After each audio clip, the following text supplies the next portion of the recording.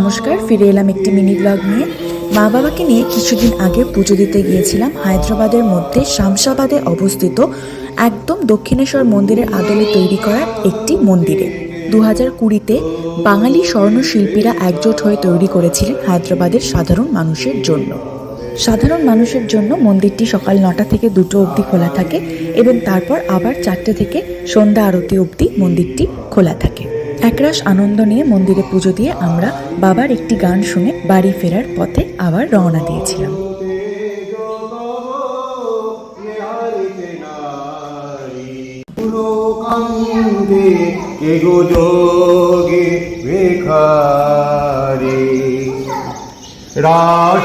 রাসবিলাসিনী আমি আহিনী